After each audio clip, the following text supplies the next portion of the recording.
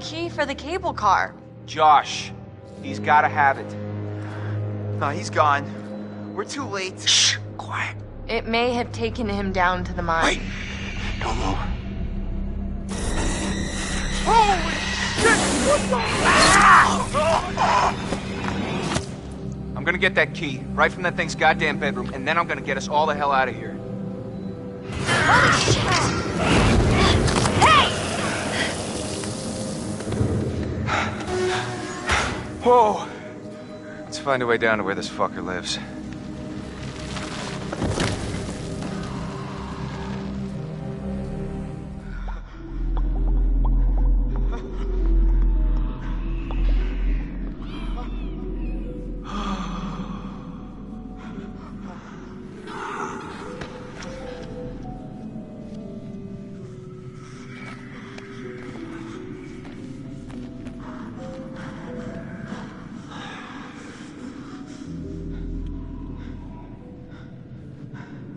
I wonder how much these sessions are of any help to you now.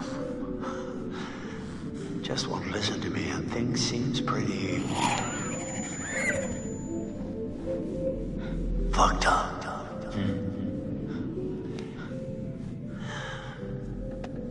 So I'm gonna leave you now, Josh.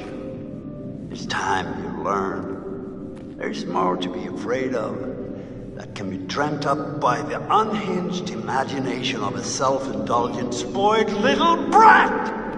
You had so many people who cared about you, who were willing to help, but at every turn you choose to push them away, and now you're all alone. Though by the sounds of things, you won't be alone for long. No, you won't be alone for long. Deep breaths, Josh. Deep breath.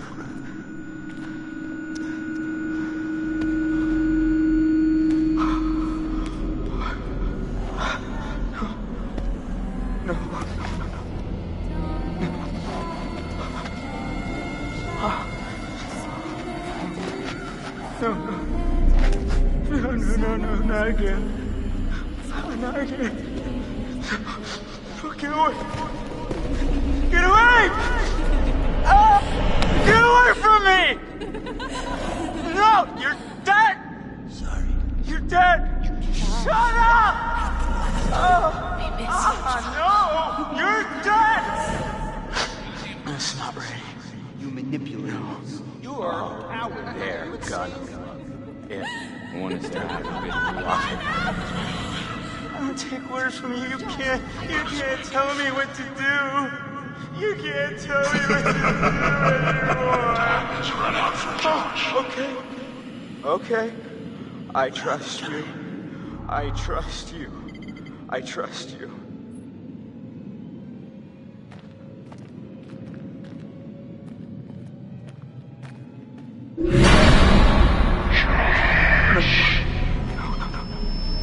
You're not real. You're all alone down there. No, not again.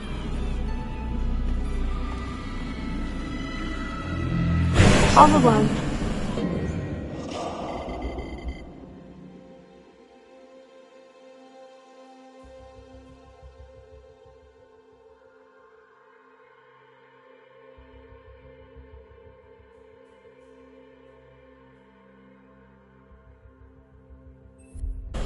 But you're with us now. Family.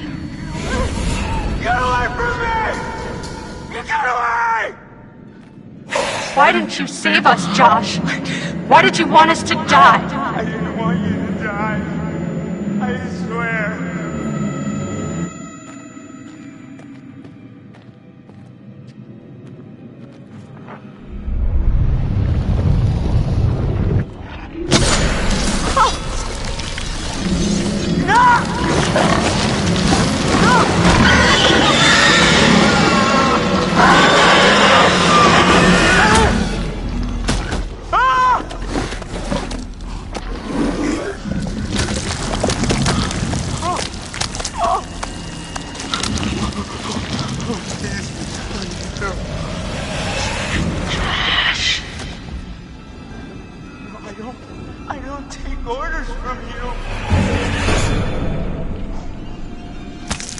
Is this what you want? No! No! Why are you doing this? Leave me alone! Why are you doing this? Why did you save us, Josh? Why did you want us to die?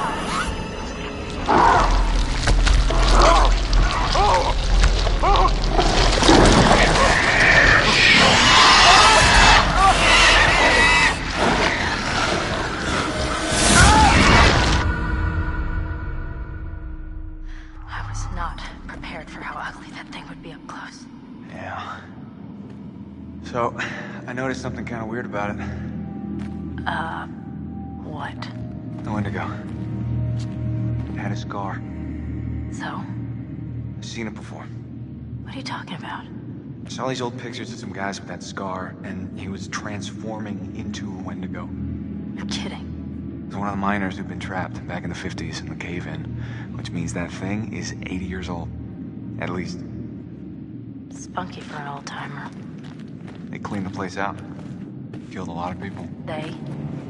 You mean there are more of them? Oh yeah, How many? too many. I think we're close to the lair. How can you tell?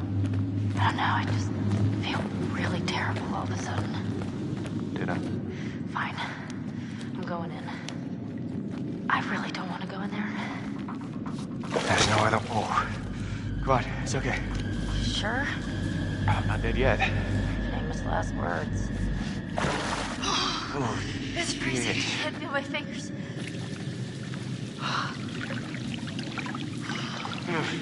Wait a minute, I thought you reached the deepest part. well, I didn't say that. I said it was okay. You like, there weren't any sharks or anything in here. Sharks? Great. Thank you. Oh, it's getting deeper. Yeah. Okay. Hey, it's slowing up again. We're gonna make it. God, don't jinx it. All right.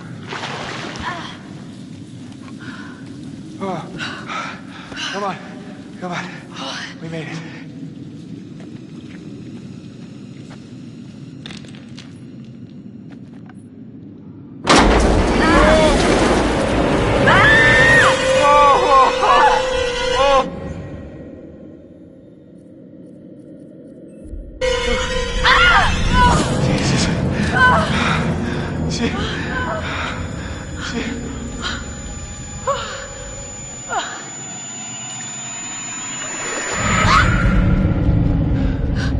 You see that? Yeah. Bodies. Yeah, a lot of them. Oh my God. No! I'm gonna be sick. Wait, hold on. I think I saw something.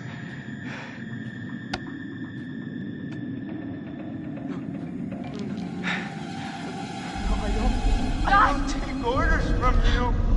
I don't take orders from you. Hey, Josh? You can't tell me what to do. You can't Josh? tell me what to do Buddy? anymore. You can't tell me what to do. Oh, okay. I trust you. I trust you.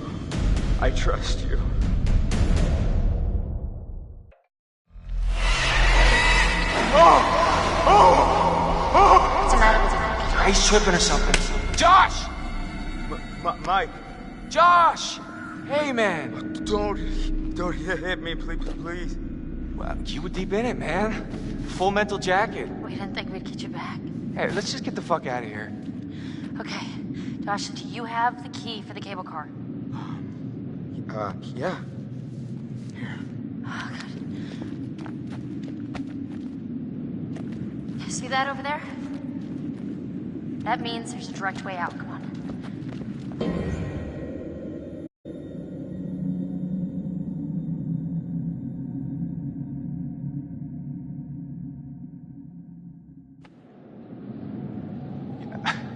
There's no way Josh is gonna make it up there. Okay. If you help me up, I can go back to tell the others we're okay. Yeah, good. You bring Josh back the way we came, and we'll all meet at the lodge. Be careful. Yeah, you too.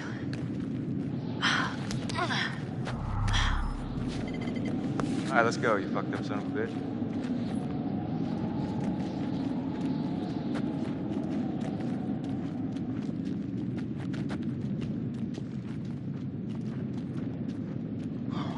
You didn't have to hit me so much, man. Yeah, I'm sorry about before, man. I thought you killed Jess. I was wrong.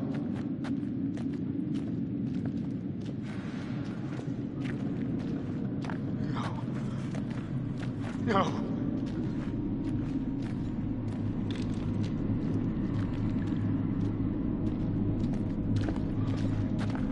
Oh! Oh! Oh!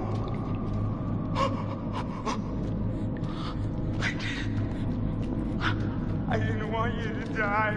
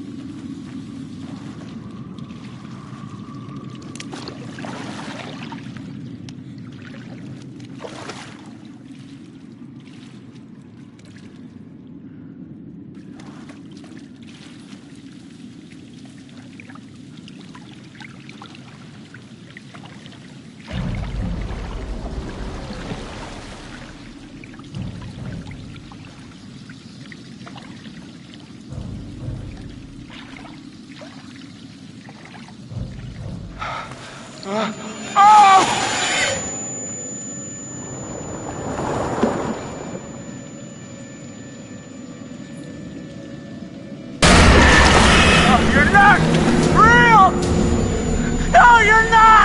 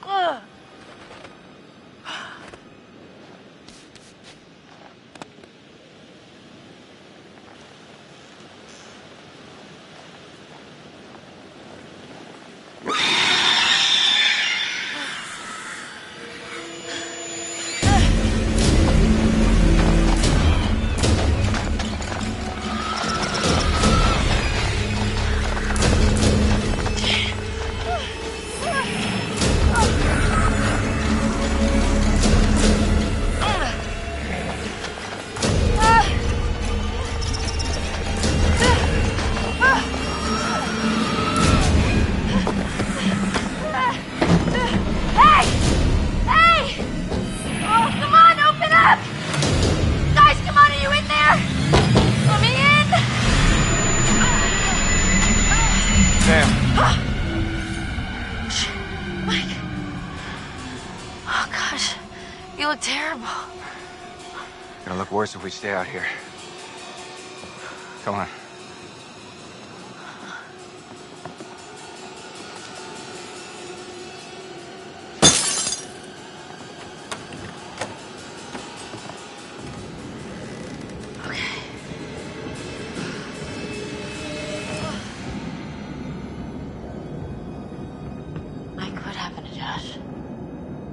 Got him. God, what an awful way to go. Not good. What do you think we should do? We should check the basement. Might be someone left down there.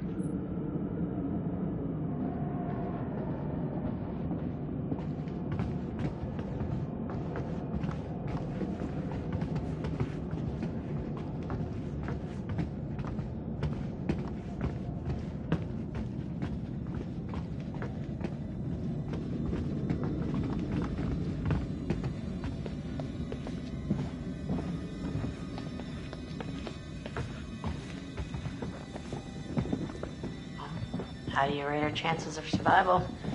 I'm trying not to think about it. Go, go, go! Oh my God! Oh shit!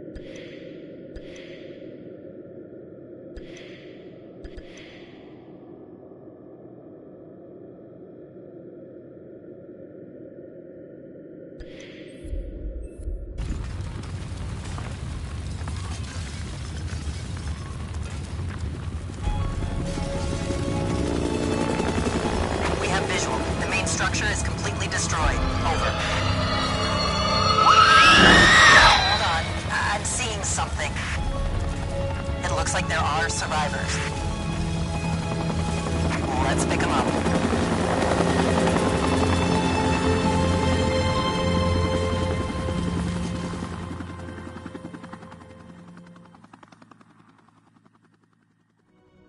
Fuck! No!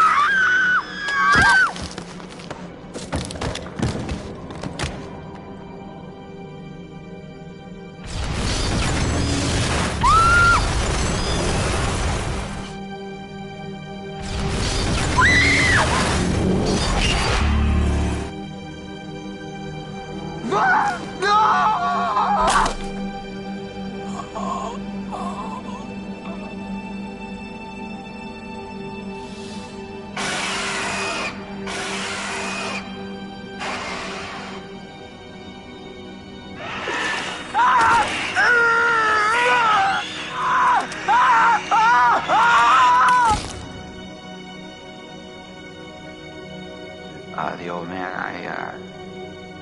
I don't know how to describe him. I mean, You said you thought he was stalking you at first. Did anyone else in your group think that? well, yeah. Is it possible they could have killed him? What? No. No, you don't understand. Don't you And understand? if he attacked you, He saved my life. And I watched him die. How did you end up in the mines? I was carried and taken, and What did you see? I don't know. I don't know. I thought we were close. After his sisters disappeared, he'd come and talk to me. He said I was the only one who understood him. I thought we had a connection. If you need someone to talk to, I'm fine. sometimes, after a traumatic experience, I said I'm fine. Mike, what do you remember? he came for me. He did. Came for you? Where is he? Did he make it? It was my fault Mike died. I wasn't supposed to move. But I did. And he saved me. So it's my fault that he died. You need to listen to me. I don't care if you believe me or not. Doesn't matter because you will. You need to go down to the mines. What's in the mines, Sam? I've seen what's down there. And I'd give anything to unsee it.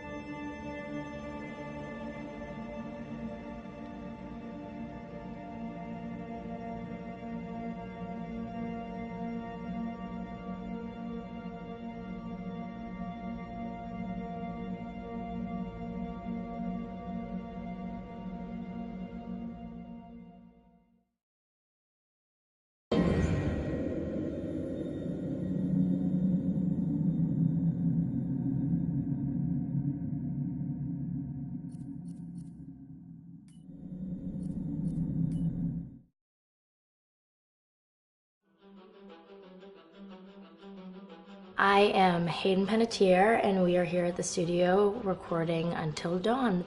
My name is Rami Malek, and I play Josh. My name is Megan Martin. My name is Brett Dalton. My name is Antonella Lentini, and I played Hannah and Beth. My name is Jordan Fisher, and I play the character Matthew, Matt for short. I'm Nicole Bloom, and I play Emily in the game. My name is Noah Fleiss. I am Galadriel Steinman, and I play Ashley. So Until Dawn is the story of 8 teenagers who revisit this cabin in the woods about a year later after a really traumatic experience where I've lost 2 of my sisters, so coming to kind of get some closure in that respect. One of the things that Larry does really well is make these multi-layered characters, and I think for just the story in general, it follows the quintessential horror film plot lines, but the characters are so unique in themselves, and I think that's very cool. Oh, yeah, this was the right thing to do. What? You know, getting everyone together on the anniversary. I mean, Josh seemed really pumped about us all doing something, didn't he? Yeah, no, he definitely did. I haven't seen him so excited about something in forever. Good, good. Sam and I have a few things in common, such as being huge lovers of animals, and she's a huge animal lover. She's vegan. She is a pacifist. I'm not quite sure if I'm gonna go as far as saying that I'm a pacifist, but she's spunky and cool. I know that she, I think, is made fun of a little bit by the rest of them who think that her morals and her beliefs in that area are a little ridiculous and they don't agree with them, but she doesn't care. It doesn't stop her from being herself, and that's something that I hope I have in common with her. You know, he definitely can be depressed at some times and a bit of a loner, but he takes some solace in one of his sister's friends, Sam, played by Hayden Panettiere, and invites everybody back to the same house the next year to kind of find some closure. Jessica she has a whole lot of personality. She is definitely the sort of mean girl character that, you know, at school she knows she's pretty, she knows that boys like her, and she's gonna use it to her advantage. He's got a big heart, and you can tell that that's very evident, especially how he treats his girlfriend, Emily, and, you know, he's kind of a meathead, but in the best way possible. She really knows what she wants, and she manages to get that from whomever it is, whether it be Matt or Mike. You know, she's really driven, and I can definitely relate to that. My character is Chris, and he is what society might consider the nerd of the group, and he kind of embraces it. Ashley she's a little more serious than some of the other girls. She's definitely very intelligent and thoughtful. She kind of looks at the whole big picture of things. She's not quite as geeky as Chris, but they connect in a lot of ways. Mike is like big guy on campus. He's the class president who has some charm and has brain, and I don't know, people seem to like Mike. He gets away with a lot, though. He can be kind of jerky. The fact that he really just kind of wants everyone to be happy when he wants he's a people pleaser, and I can definitely attest to being, you know, that guy. I'm always the friend that wants everybody to be happy and wants everybody to be taken care of, and that's definitely Matt. But also, like, this character is just so fun. I rarely get to play the bitch, and so it was really fun to do that. The spirit of things, seriously, what's wrong with you? I'm just trying to lighten the mood, Em. Don't be like that. Like what?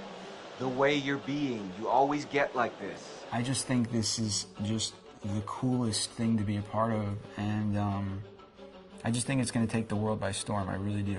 I think this genre is the wave of the future, and I think that once people see the potential behind it, of getting to interact with the drama that you're witnessing unfold in such a realistic way, that this is how entertainment's going to be from now on.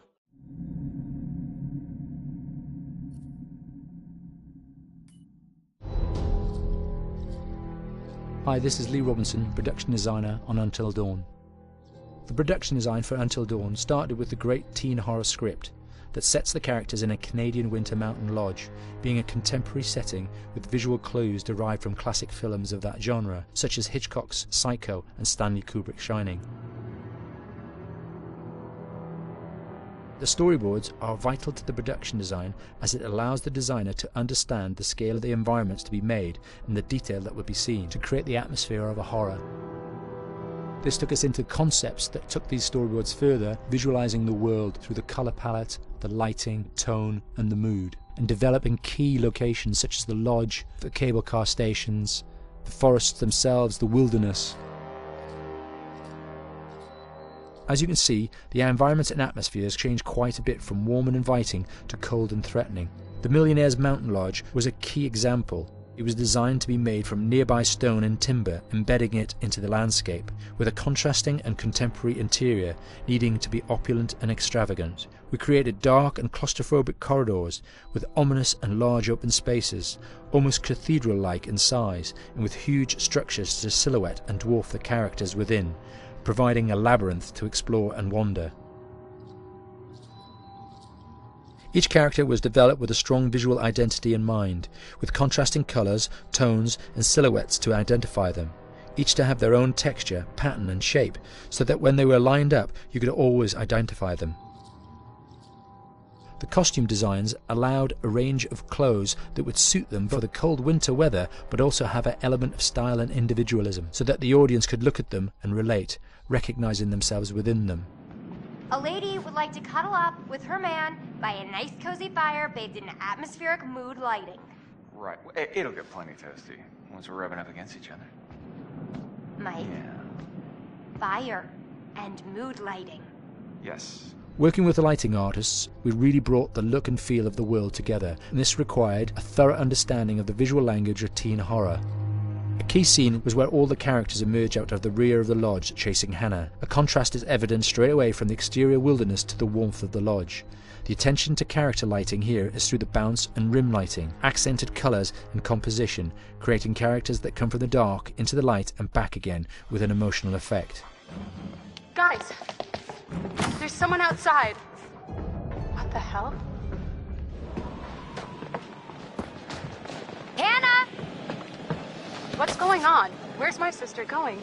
It's fine. She just can't take a joke. It was just a prank, Han.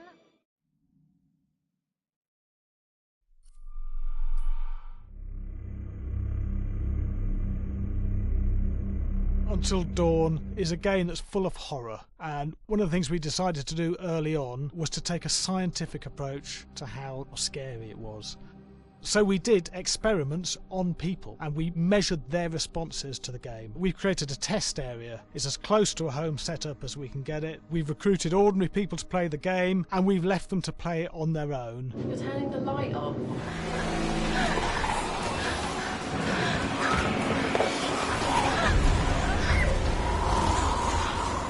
The only difference is it's rigged with cameras and microphones that relay the data through to the next room where people are watching them play.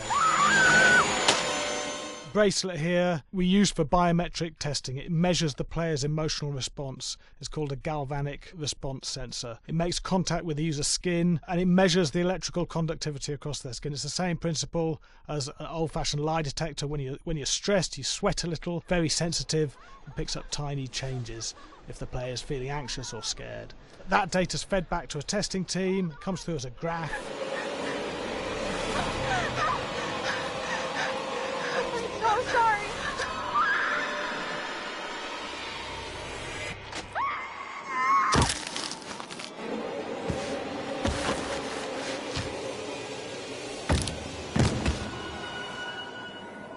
There's no point testing one or two people, you have to test a lot of people. Hey, watch your step. When we have a scare that's consistently has a measurable emotional response, then we knew it was good. If it didn't have that, it goes back to the team for improvement. The data doesn't tell us what's wrong with the scare, it only tells us if it's working or not. Wait, okay, so you hear that too, right? Josh. Here we have a chapter relatively early in the game. Weirdly regular. nothing regular about it. We have to create tension and anxiety in the player so they are ready to receive the scare.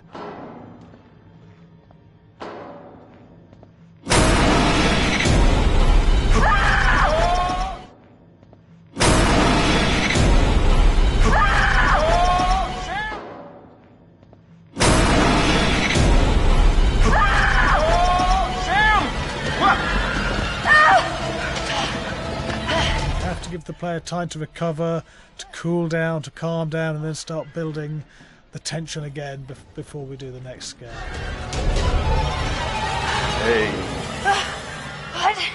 Hey. What the hell?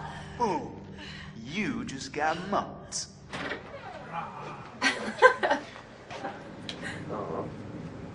Yeah, I have such an adrenaline high from that game. There's two things we found. One is we could look at the scares, analyse if our expected scares were working effectively. Were people shrieking and covering their hands, or were they getting an emotional response from it? And being scientific about it means that we strip out people's opinions about whether things are working or not. We've got data, and we look at the data. If it's working, we're happy with it. Really scary.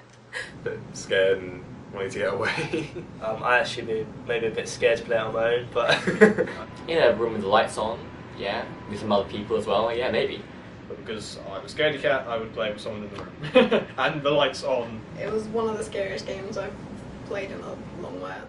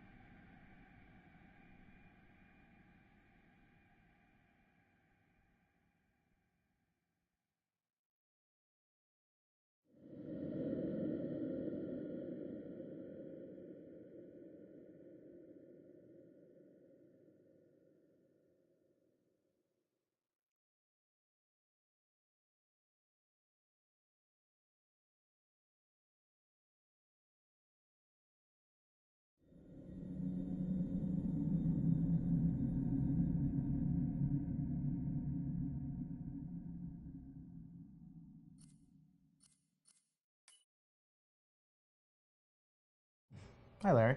Hey, Graham. Hi, my name is Graham Resnick. I'm a filmmaker, writer, director, sound designer, and I started working with Larry Fessenden about 10, 15 years ago through my friend Ty West, who I grew up with, and have done a lot of sound design with on his films. And he was producing Ty's films at the time, and Ty introduced me to Larry. Larry produced my first feature, and we've written together on several projects. My name is Larry Fessenden. I'm a filmmaker. I run Glass Eye Pix, which is an independent production company out of New York. We make indie movies, a lot of scary movies as well. And I got a call to audition to write this video game. And I called my pal Graham Resnick because Graham's a gamer. And while I thought I could offer something to the idea of writing this multi-branching story, I knew that I would want Graham's expertise as a lover of gameplay, since I guess games were started. So and just as a lover. And as a lover, yes. Which is why there's so many sex jokes in the game. There was one Italian website that did say the Larry that's Fessenden and right. Graham Resnick, the two lovers behind Until Dawn. Come here. Maybe I know how to handle you too. I am definitely ready to be handled. So I wanted Graham by my side. Yeah, and we got the gig, and it's been an amazing ride. Oh, hell yeah. Oh my god. She's taking her shirt off. What? Oh my god. Matt, what are you doing here? Hannah. I'm sorry, Hannah. This all got Don't out of mind, hand, just but...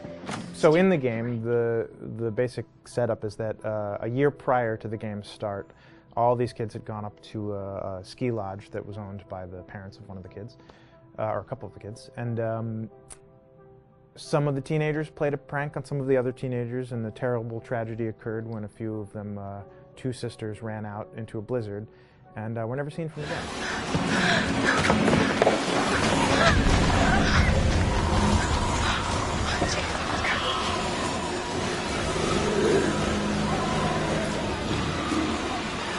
So now, a year later, this is kind of torn apart, this group of friends. They've gone through some trials and tribulations in the past year. The brother of the two girls has had a lot of psychological issues, and to kind of help him cope and help them all get over it, they all returned to the lodge a year later, back up on the mountain. And the idea is to get over it, but... the healing does not begin. Yeah, and these kids are all trying to find themselves. They've been through a trauma, but in general, they're just teenagers trying to figure out who they are. So they're all kind of falling into the patterns, the stereotypes, the characters they see on TV and in the movies. I think we were very interested in taking genre tropes and kind of making them sort of refresh them.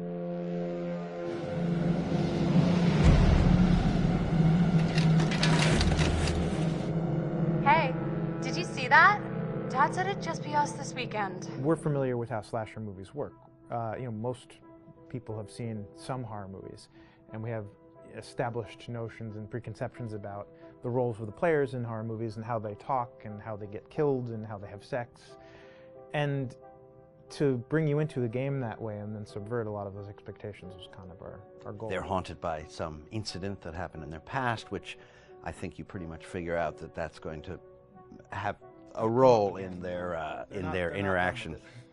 Yeah, so I think what was fun was we take some sort of stock characters and we try to give them some shape, but at least at the beginning they're recognizable in the way of groups of friends. There's the jock and the bitchy girl and the rivalries between everyone. And oh my gosh, and really fun characters too. Like we just had so much fun living in the minds of these characters through writing the script.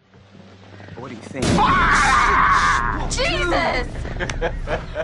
It was fun. I think we were looking to get that kind of banter that you see both in movies, but also that you absolutely have with friends, and sort of those inside jokes. And of course, as writers and as friends ourselves, we sort of developed little tracks, and we try to give the characters that kind of vibe.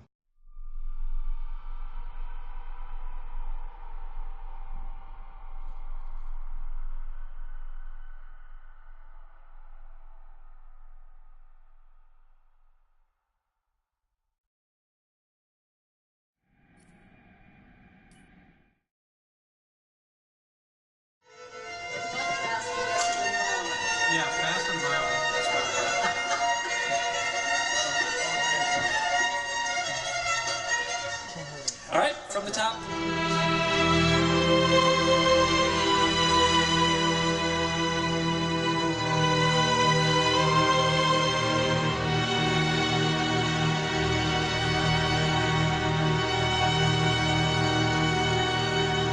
My name is Jason Graves, and I'm the composer for Until Dawn.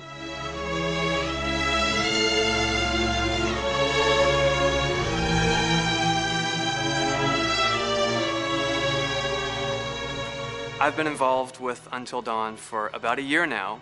Originally, I was contacted by Barney Pratt, the audio director. I think that had something to do with my lineage of horror games, and hopefully not the fact that my last name is Graves, although a lot of people seem to associate my name with scary music.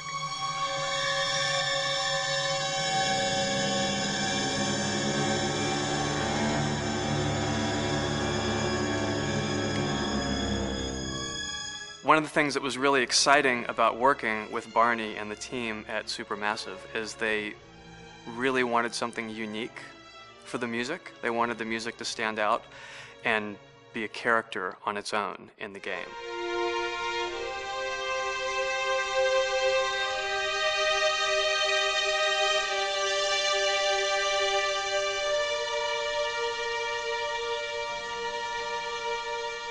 When I'm first starting on a new score, and it doesn't matter if it's film, television, or games, I always end up going to the main theme.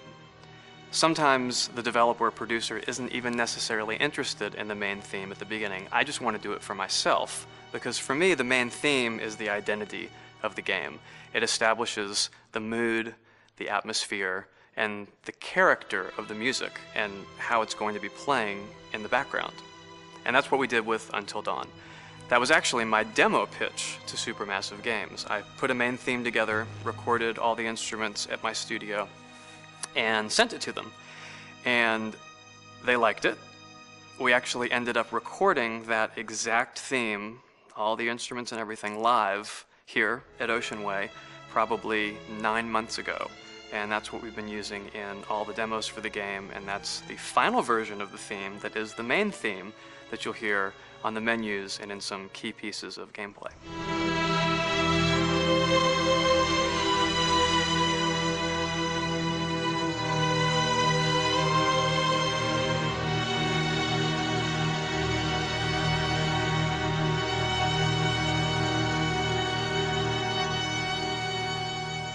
I seem to have made a name for myself in horror. And there's something about scary music, I think it's maybe the lack of rules. The biggest rule in scary music is there are no rules, so you can do anything you want, and actually, if you end up doing things that don't feel like they would work out together, they kind of clash, and it ends up being even more effective for scary music. So that's what really drew me to Until Dawn, was the textures, plus writing thematic material that is interwoven with the scary textures. I haven't really done anything like that before. Usually it was just all tension all the time, and that's fun and it's great. But I'm actually at heart a very melodic composer. That's the kind of music I love listening to, and that's the kind of music I love writing. That's the kind of music I got to work on in Until Dawn. Very nice. Same thing.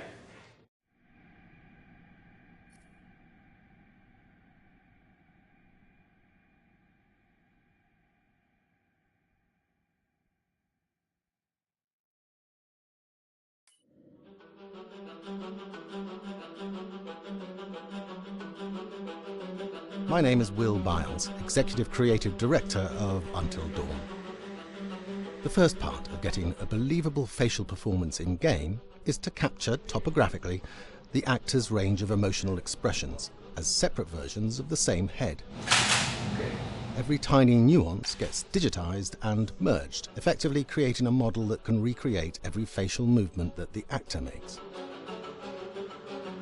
Once the topography has been recorded, the actor's performance itself can be captured by using a predetermined set of marker points, drawn precisely on the face, and a high-def helmet cam, wirelessly linked to capture devices. The camera is the small box where it looks like the microphone should be. Outro Sam. Mark. It records in high def the movement of the dots throughout the performance that will drive the expressions captured earlier. Unlike other systems, this form of capture is far less lossy because there are fewer interpretations between performance captured and performance rendered finally in-game. The audio is also recorded via 2 separate lavalier mics attached to the helmet. It takes a while for the actors to acclimatise to carrying around the recording devices and the helmet cams, but very soon the shoot becomes similar to any other effects shoot or a green screen shoot. The actors in these scenes are only recording facial animation, but use cursory body movements for pacing. Wait, and maybe we should all stick together and find everybody and make sure they're all okay, so... 1-1, the year before the prank. Take 2, Mark. Other than the other actors, they have to use their imagination for everything and everywhere that they are supposed to be seeing and feeling. Idiot! So dumb! From a hot midday studio in Los Angeles to a freezing midnight mountain in British Columbia.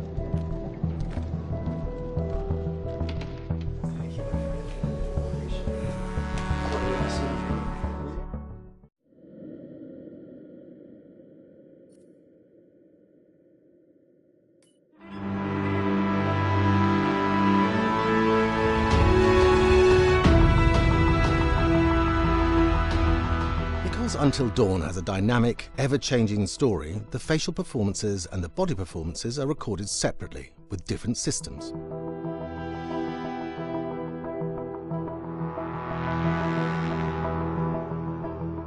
With the body capture, we use reflective bead suits and an infrared camera matrix system that drives the CG bone hierarchies in our character models.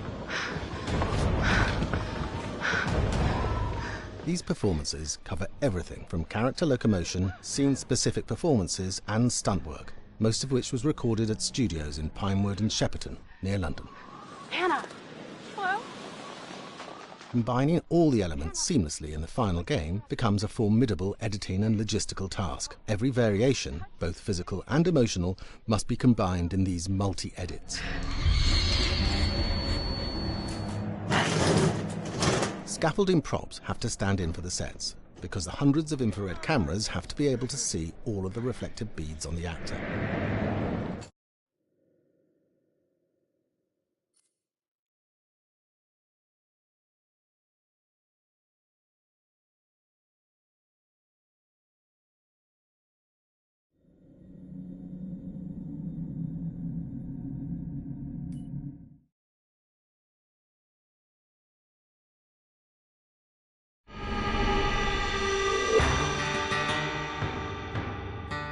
America's Northwoods border region. Within this land of 10,000 lakes and miles of dense timber, a hideous creature is believed to lurk. The Northwoods is probably one of the last frontiers in America. There's still a lot of places in this area that hasn't been set foot by man. Monsters and mysteries exist here because it is remote. Up in the Northwoods, winters are long. In times of biting cold and isolation, a devouring monster is believed to come forth. It's terrorized native people for generations. Growing up, I was told, like, don't go outside, the Wendigo will get you.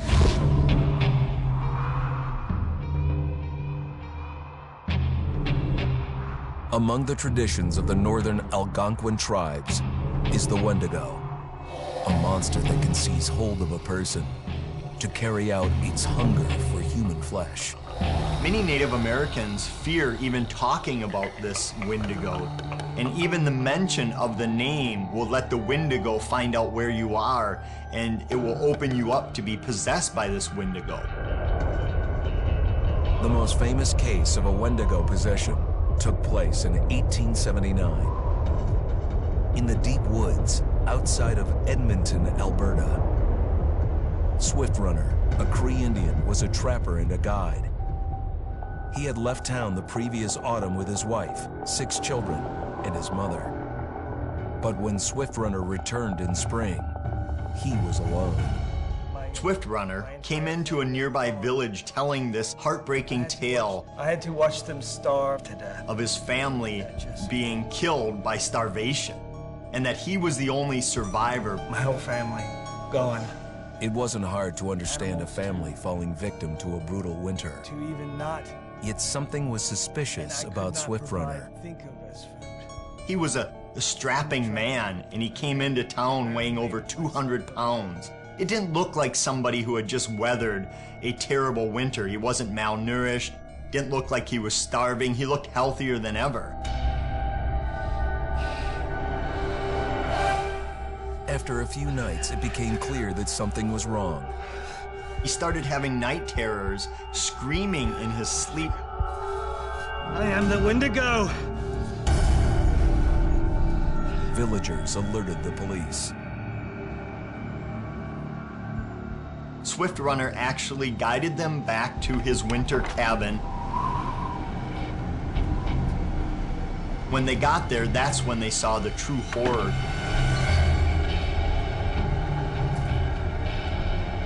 Human skulls were scattered around, many bones, some of which had been snapped in half and the marrow inside had been drained.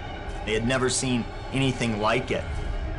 Swift Runner had killed his entire family, shooting them, hitting them with an axe, strangling, and then eating most of their bodies.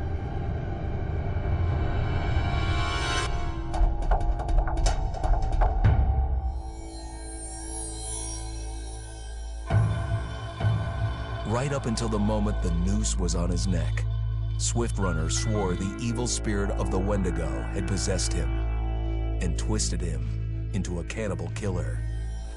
When he was on the gallows, Swift Runner himself said, "I am no longer a man."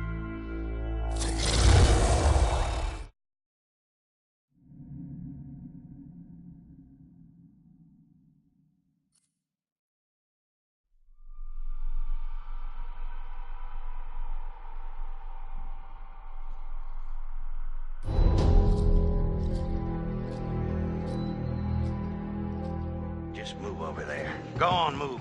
Let me say what I came to say. I'm here to tell you what you're up against being back on this mountain. You should never have returned. I don't know why you did after what happened last year. You mean with Hannah and Beth? Yeah, how could you know without being involved? I don't take kindly to you kids coming up here to my mountain. Your mountain. The mountain don't belong to me, it's true. But it don't belong to the Washingtons. This mountain belongs to the Wendigo. Hi, this is Lee Robinson, production designer at Supermassive Games. Understanding the ancient myths of the Wendigo was key for their development that helped the visual look. Through sketches and concepts, these elements were visualized, such as eyes being milky, almost dead, with loss of lips and eyelids due to frostbite, fangs growing and arms and legs getting longer, with skin hardening and thickening to look snarling and menacing, yet withered and lean. What the hell was that? Another fucking piece of... Fingers and toenails extending like claws, allowing them to climb effortlessly. We made them look gaunt and weathered, and having ragged remains of clothes they wore. Blood-stained and rotten, with patches of hair still remaining, they retained strong skeletal limbs, which enable them to be agile and quick through the environment. Where are you? My name is Jamie Gallipo, animation director at Supermassive.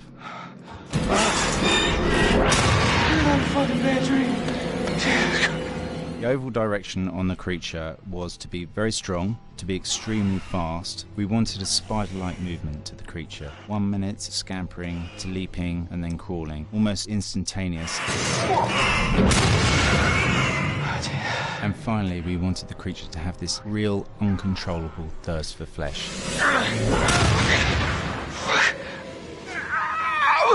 From a sound design perspective, the Wendigo is a real challenge. For the main vocalisations of the Wendigo, we used our own vocalisations, various different animals from the exotic to the farmyard, various plugins and processes to gel these sounds together and keep a human resonance behind that voice, telling the backstory of the Wendigo.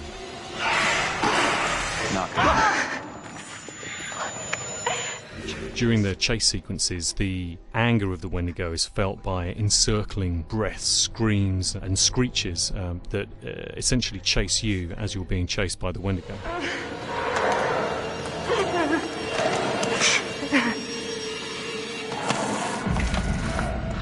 We would layer them up in a multitude of layers, sometimes 15, 20 sounds playing at the same time, to build up the vocalizations for this fearsome creature which is always in attack mode, hyperactive and chasing you throughout the game.